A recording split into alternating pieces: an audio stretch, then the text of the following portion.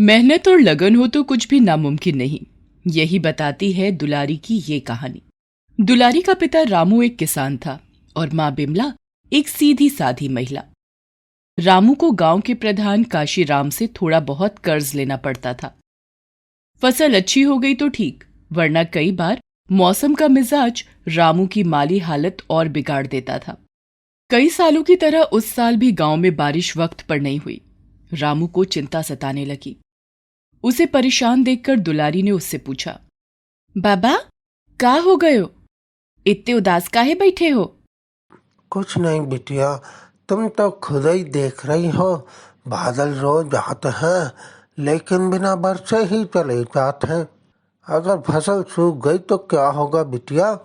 ऊपर धान तो हमारी खाल बेचकर अपने पैसे ले लेगा। ना बाबा ना, ऐसा मत बोलो। तुम देखियो, भगवान बारिश जरूर ये कर देंगे। हाँ। रामू मुस्कुराकर दुलारी के सिर पर हाथ रखता है, लेकिन रामू को जिस बात का डर था आखिर में वही हुआ। कई दिनों तक बारिश नहीं हुई, जिस वजह से रामू का खेत सूख गया और सारी फसल बर्बाद हो गई। इस बात की खबर काशीराम को जल्दी ही लग गई और वो बिना देर किए रामू के घर आ धमका। ओ रामू, कहाँ मर गया? मेरे पैसे खा के चैन की नींद सो रहा है। चल सामने है मेरे। रामू डरा सहमा सा घर से बाहर निकलता है। बिमला दुलारी को लेकर घर के अंदर ही रहती है। रामू को देखकर काशीराम गुस्से से कहता है, आ गया तू? अब बता कहाँ है मेरे पैसे? तूने बोला था फसल बेचकर चुका देगा, लेकिन तेरा खेत तो सूख गया। अब क्या इरादा है तेरा? मालिक, वो पैसे तो ना है हमारे पास। आप देख ही रहे हो, भगवान ने का जुल्म कियो है गरीब पर। थोड़ा धीरज धर लो मालिक, जल्दी इंतजाम कर लूंगा मैं। धीरज धर लूं? पैसे पेड़ पर उगते हैं क्या? पैसे लेते वक्त ही तुझसे कहा था मैंने कि अगर नहीं चुका पाया तो मेरे यहाँ मजदूरी करनी पड़ेगी तेरे पूरे परिवार को। चल कल से आ जाइयो, बहुत कम पड़ा है। इतना कहकर काशीराम वहां से चला जाता है। वो बड़ा ही घमंडी और लालची आदमी था। वो गांव के भोले भाले लोगों को कर्ज देकर उनसे मोटा ब्याज वसूलता था, और जो कोई उसका पैसा नहीं लौटा पाता था वो उसे अपने यहां बंधुआ मजदूर बनाकर उनसे खूब काम करवाता था। रामू और बिमला भी उसके शिकार बन चुके थे। प्रधान होने की वजह से काशीराम का वहां कोई कुछ नहीं बिगाड़ सकता था। दुलारी को यह सब बिल्कुल अच्छा नहीं लग रहा था। उसके अंदर गुस्सा बढ़ता ही जा रहा था। वो तेजी से काशीराम के घर की तरफ दौड़ने लगती है और कुछ ही मिनटों में काशीराम के घर पहुंच जाती है। वो देखती है कि काशीराम रामू और बिमला से बहुत मेहनत करवा रहा था और उन्हें खरी खोटी भी सुनाया जा रहा था। ये देखकर दुलारी गुस्से से बोली, ए प्रधान, भगवान से डर जरा। थोड़े से पैसों के खातिर राक्षस ना बन। बापू चलो चलो, माँ घर चलो। कोई यहाँ काम नहीं करेगा। हम दे दी हैं कैसे भी प्रधान के पैसे। अच्छा, रामू ये तेरी लड़की है क्या? ये देगी मेरे पैसे? चल लड़की, तो तू भी लग जा अपने माँ बाप के साथ काम पर। बस यही एक तरीका है मेरे पैसे चुकाने का। नहीं, ऐसा बिल्कुल ना होगा। तुम्हारा पैसा हम वापस कर दी है, लेकिन उसके लिए तुम्हार बंधुआ नहीं बनेंगे हम सब जानत है तुम्हारी चाल। भोले भाले गांव वालन के फंसा के उनसे मजदूरी करवात हो तुम। हम तुम्हारी शिकायत पुलिस में करिए, तुम देख लेना।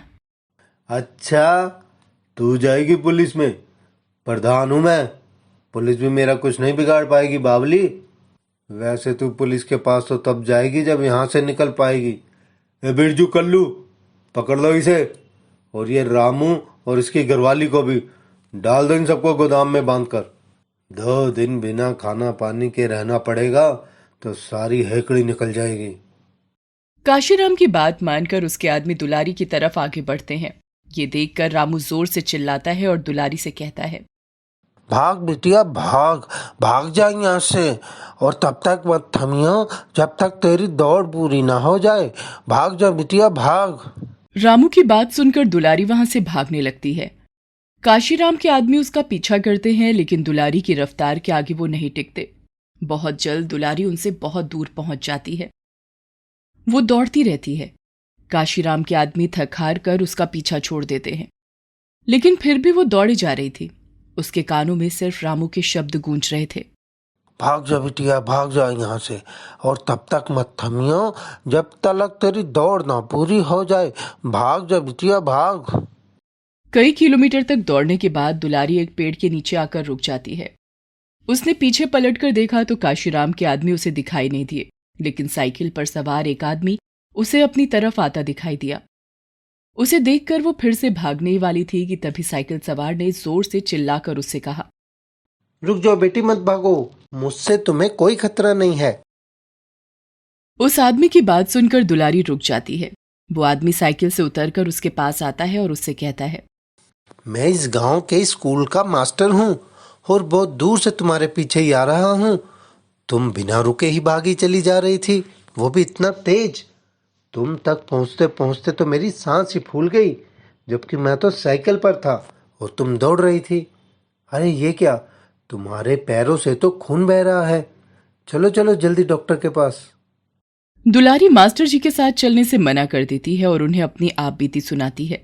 उसके बारे में सब कुछ जानकर मास्टर जी को बहुत दुख होता है।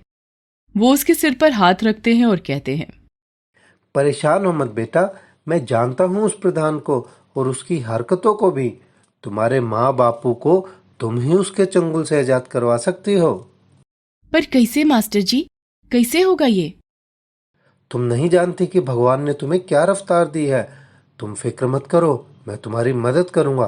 बस खुद पर भरोसा रखो और अपने लक्ष्य को तय करो। मास्टर जी दुलारी को लेकर सीधे शहर जाते हैं। वहां एक स्पोर्ट्स एकेडमी में वो अपने एक दोस्त अविनाश से जाकर मिलते हैं। अविनाश उस एकेडमी में कोच थे। मास्टर जी उन्हें दुलारी के बारे में सब कुछ बताते हैं। अविनाश दुलारी का टेस्ट लेने की बात करते हैं। दुलारी को तब तक कुछ समझ नहीं आ रहा था। वो मास्टर जी से कहती है, ये कहाँ ले आए मास्टर जी, ये तो भागने को बोल रहे, इससे क्या होगा? मेरे माँ बापू कैसे छूटेंगे उस जालिम से? सब कुछ होगा दुलारी, लेकिन काशी राम का सामना करने के लिए पहले तुम्हें खुद को मजबूत बनाना होगा और अपना ऐसा नाम बनाना होगा कि उसके सामने काशी राम का रसूख छोटा पड़ जाए। तुम जहाँ खड़ी हो वो सरकारी स्पोर्ट्स एकेडमी है। यहाँ स्टेट लेवल के खिलाड़ी तैयार किए जाते हैं और जिनसे तुम अभी मिली वो मेरे दोस्त भी हैं और बहुत अच्छे कोच भी। वो तुम्हारा इम्तिहान लेने वाले हैं। जैसे तुम गांव में दौड़ी थी, तुम्हें ठीक वैसे ही दौड़ना है। अगर उनसे सीखने का मौका मिल गया तुम्हें, तो तुम भी एक बहुत बड़ी खिलाड़ी बन सकती हो। फिर अपने माँ बापू को भी छुड़वाना तुम्हारे लिए बहुत आसान हो जाएगा। अच्छा मास्टर जी, तो पहले काहे नहीं बताए? आप देखिए क्या गोली की तरफ भाग के दिखाती हूँ। मास्टर जी दुलारी की बात पर मुस्कुरा देते हैं। दुलारी अब पूरी तरह से तैयार थी। कोच अविनाश ने उसे अपने ट्रेंड खिलाड़ियों के साथ रेस लगाने को कहा। दुलारी रेस के बारे में कुछ भी नहीं जानती थी। बस उसे इतना पता था कि पूरी ताकत से दौड़ना है, और उसने ऐसा किया भी। पैरों में चोट की वजह से वो रेस जीती तो नहीं, लेकिन उसने बाकी खिलाड़ियों को कड़ी टक्कर दी। ये देखकर अविनाश बहुत खुश हुए। उन्होंने मास्टर जी से कहा, well done Ravindra, she is a real talent.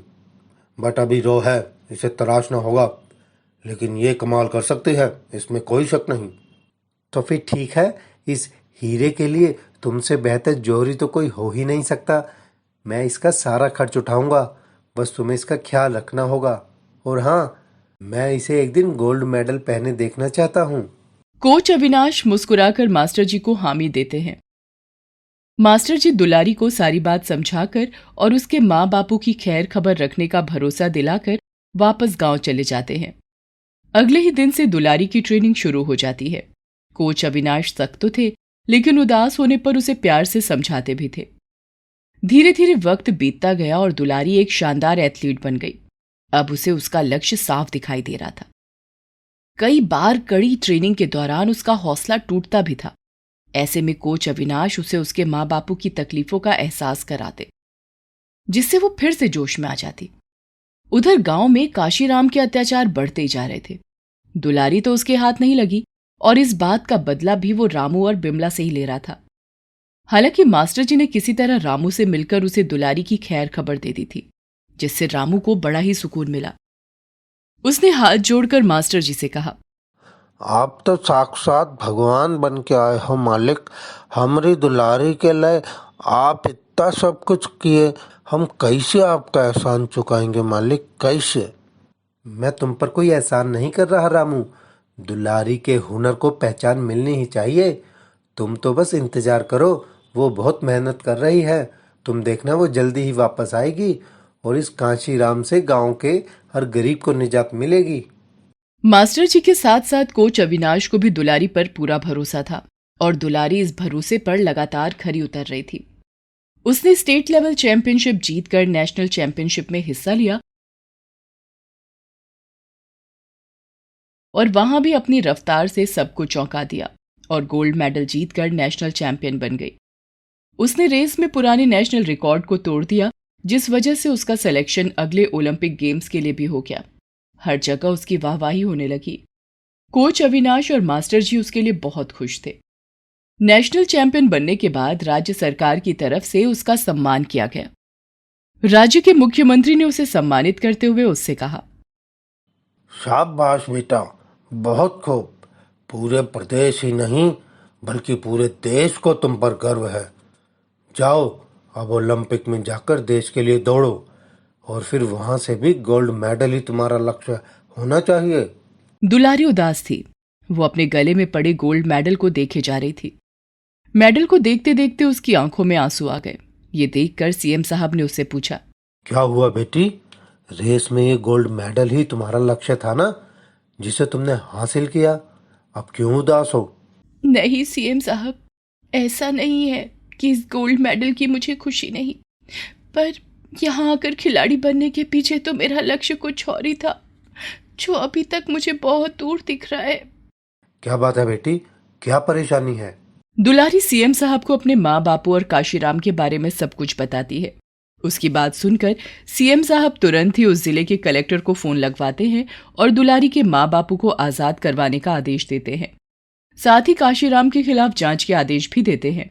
दुलारी इस सब के लिए सीएम साहब को धन्यवाद करती है। कुछ ही दिनों में कलेक्टर के आदेश पर इलाके की पुलिस दुलारी के माँ बापू को काशीराम से आजाद करवा लेती है।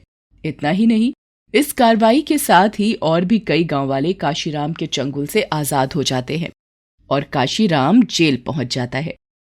दुलारी जैसे ही अपने माँ बापू से मिलती है तो तुरंत उनके गले लग जाती है। रामू और बिमला भी दुलारी से मिलकर बहुत खुश होते हैं। फिर दुलारी अपना गोल्ड मेडल रामू के गले में पहनाती है और कहती है, मेरी दौड़ पूरी हो गई बापू, आज पूरी हो गई। नहीं बिटिया, मास्टर जी बताए थे हमें कि तुम देश के लिए दौड़ना है। खूब मन लगा के दौड़ियो बेटा, ओके जीतने के बाद ही तेरी दौड़ खत्म होगी अब तो। रामू की बात सुनकर दुलारी की आंखों में आंसू आ जाते हैं और अब वो देश के लिए गोल्ड मेडल जीतने का लक्ष्य तय कर लेती है।